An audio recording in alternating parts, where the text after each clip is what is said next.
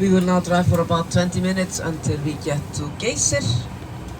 Geysir is either pronounced Geyser or Geysir in your language.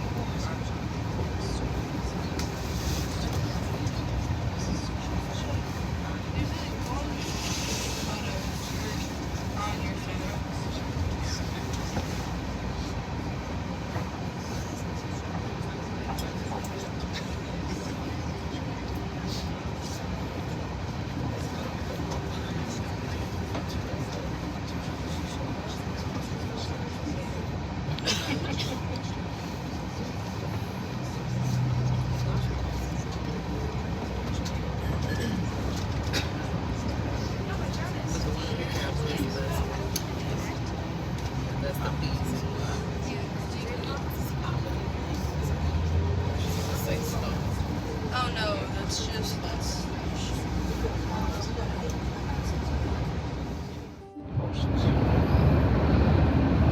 We have old manuscripts dating back to 1100s.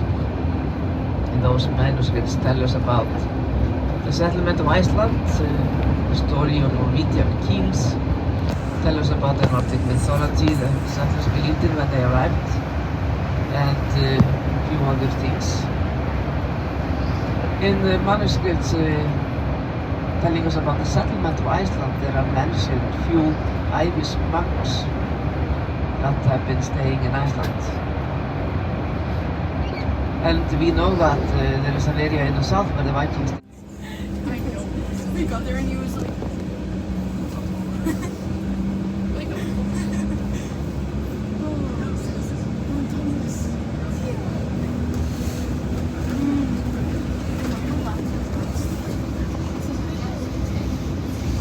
So when we get to Geysir, there are two things you must keep in mind and obey.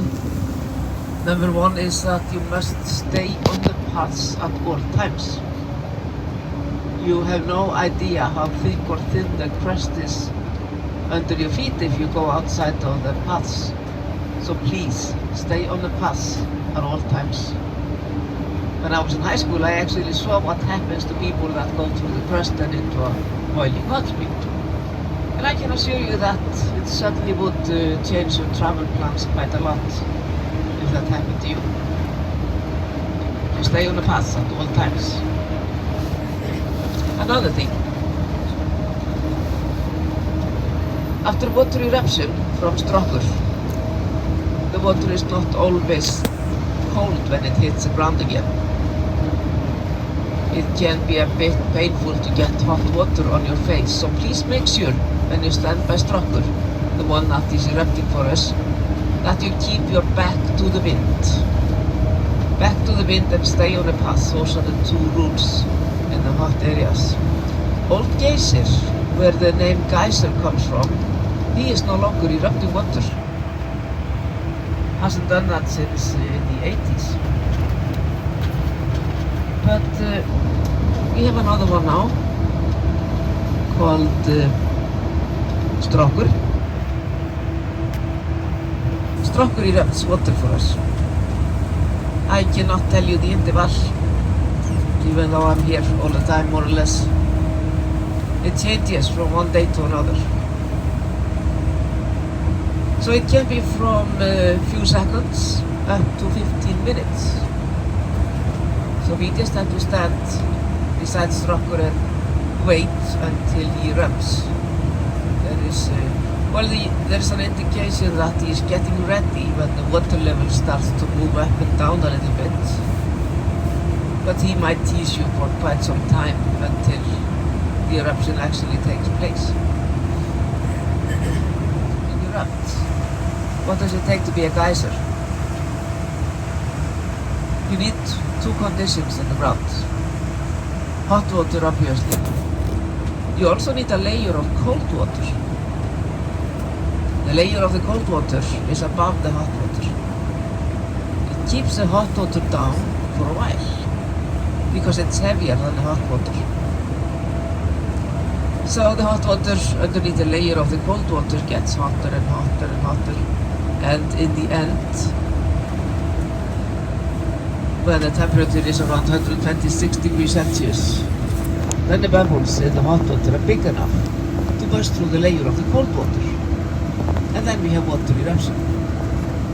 The process then simply repeats itself every few seconds to 15 minutes. When there is just few seconds between eruptions, it means that not all the bubbles have found its way to the surface in the first eruption.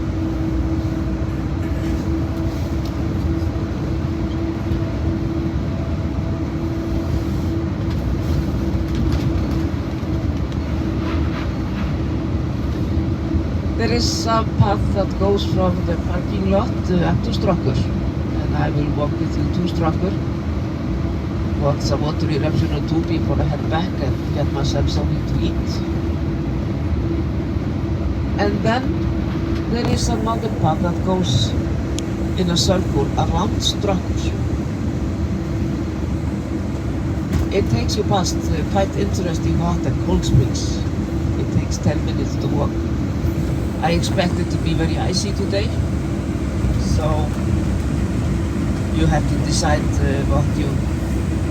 what you do, because there is no winter service on that little circle around Strokkur. And given the ice at Friðheimar, I am pretty sure it's not much different at Geysir. But the path from the parking lot up to Strokkur might be clear today. It has been raining, it has been warm. So hopefully it's not too icy, but I'm sure the path around Strokkur is going to be icy. You can get something to eat at Geysir. You're going to stop there for 1.5 hours. There is a restaurant with hot food. There are soups, sandwiches, hot dogs. No, maybe not hot dogs, I can't remember. But there is burgers, fish and chips, all kinds of options you have at Geysir. But of course, if you don't want to take the time and want to spend it just at the hot spring area, there is a chance to grab something at Gullfoss also. We will stop at Gullfoss for 50 minutes. But please keep in mind, no soup, no deep fried food, no hot food, no ice cream on board the bus. It's a company policy, it's forbidden. And there must be a proper lid on your pack if you bring one aboard.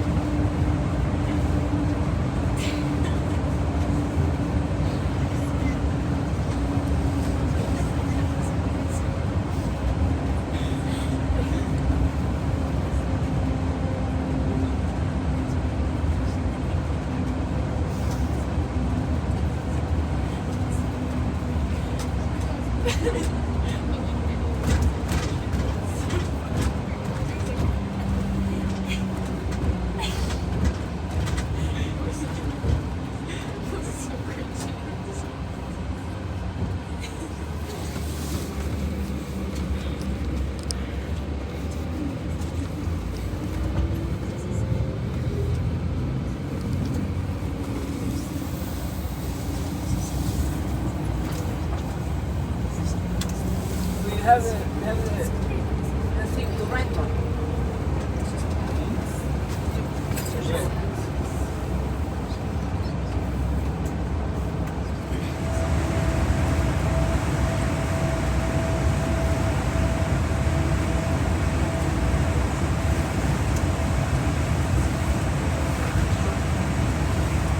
I haven't seen any water eruption yet from Strákur, so maybe he's a little bit lazy today.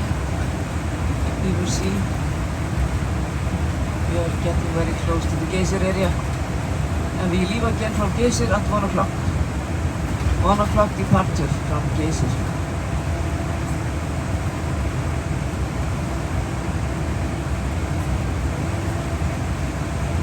Oh, there was a water eruption though. He's still alive at least.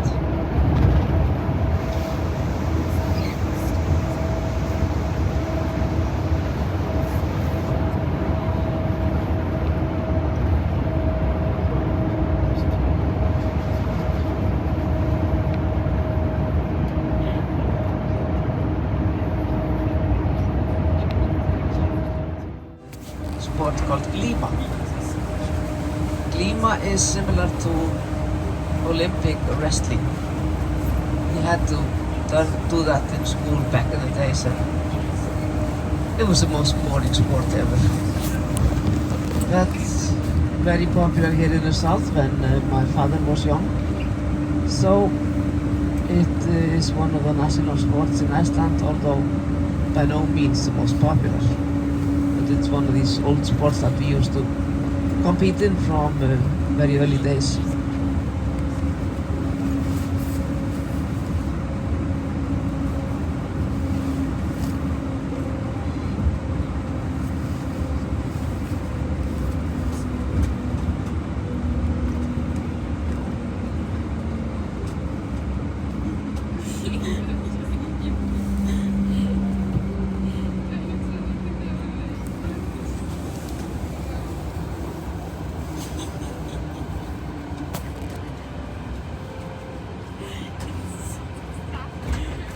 The restaurant and the bathroom and the gift shop is here to our right hand side, Geyser Center. That's where you can get something to eat and use the bathrooms.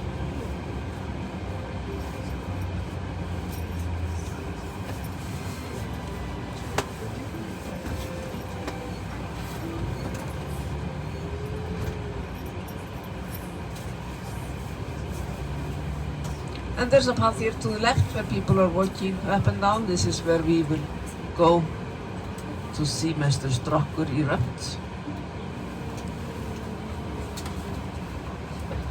And again, 1 o'clock departure from Geysir, after we get something to eat and enjoy watching water eruptions and maybe other hot springs. If you walk the path around Strákur, it takes you past Old Geysir and some other interesting hot and cold springs.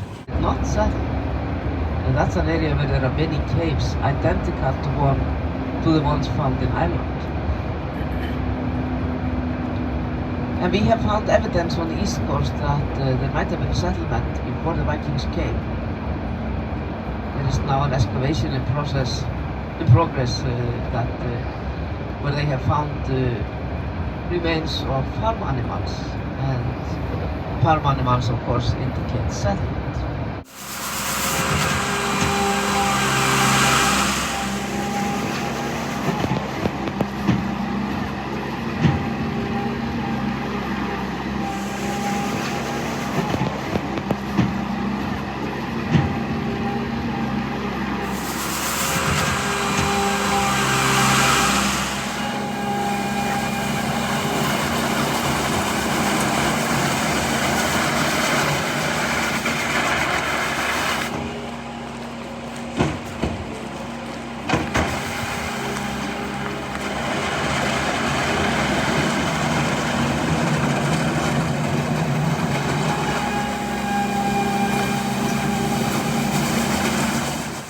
This is Geyser Center. We're in Iceland, so we're gonna check this active volcanoes or flow of water, hot and cold water. So this is the area here. It's still cold here, and this is the center Geysir area. A recent gene pool research has told us that there must have been more than just few monks from Ireland in Iceland when the Vikings arrived. We know that the Vikings, they did not always go straight between Iceland and Norway. They sometimes popped by at Ireland and the British Isles to find themselves slaves and women. But we still think that number of people would not have been enough. So there must have been some Irish people here before that had families. At least that's what we are guessing.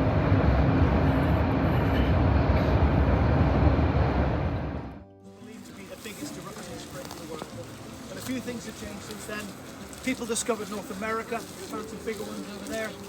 And as of 1914, Geysir has pretty much gone dormant. I say pretty much. Apparently, I'm only taking this because I've heard it. Apparently it erupts about 7 or 8 times a year. I've never witnessed Geysir erupt, so it's a very rare sight when it does go off. And I'm not sure if it's as powerful as it used to be. Because we're about to see Stroke, it just went off now, like somebody really spotted it. It went up maybe 20 meters. It's impressive, don't get me wrong. But Geysir, 85 meters, it's about 4 times the size of what we're about to see. I'm not sure if it's still as powerful today as it was back in its heyday, but that would be quite a sight. Why do you think it went dormant? I'm sure you can all guess. Human interaction. You know how we humans are. We have no tolerant patience for anything. You know, if nature is taking its time, we want to try and find a way to hurry it along for our own protection. Well, that's what people did here. They figured out because it used to erupt about every. So this is Geysir here in Iceland. She's still smoking, but no eruption yet. It's because they said that it's already dormant, and that would be cold or hot water.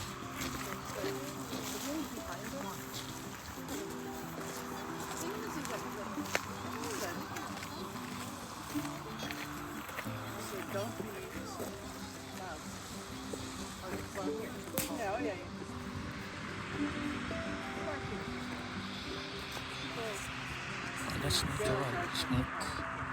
It's because of hot from the bottom of this soil. See that one? There's like water. See?